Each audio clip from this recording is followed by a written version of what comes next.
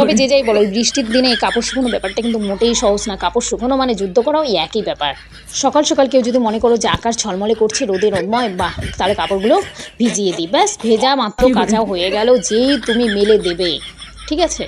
দেখবে যে সেই রৌদ্র মেলে দিলে মনটা একদম খুশি, খুশি। ব্যাস মেলে দিয়ে এসে যখন তুমি ঘরে বসে তারপর আছো, ফুরফুরে মন নিয়ে ভাবা হচ্ছে যে যাক আজকে কাপড়গুলো কেচে দিয়ে বেশ লাভ করেছি। ঠিক তার ২০ মিনিট পর এমন ঝমঝম ঝমঝম করে বৃষ্টি, যে মানে কি বলবো আর, মাথা খারাপ করা বৃষ্টি। তারপর শেষে কি করতে হয়, কাপড়গুলো সব তুলে নিয়ে আসতে হয়। তারপর এখানে ওখানে দরজা, জানালা, টেবিল, বিছানা সব জায়গায় মেলে দিয়ে রাখতে হয়। কারণ ভেজা জিনিসগুলো তো আর এক জায়গায় রাখা যাবে না। তারপর মনে হবে যে ইস, কি সর্বনাশটা করলাম। তারপর আবার সেম, আবার ২০ মিনিট পরে ওরে বাবারে, নীল আকাশে সূর্যের আলো চকমক চকমক করবে। তখন আর কি করা যাবে, তখন তো আর বিছানায় কাপড় রাখা যাবে না, তখন মনে হয় আবার মেলে দিই।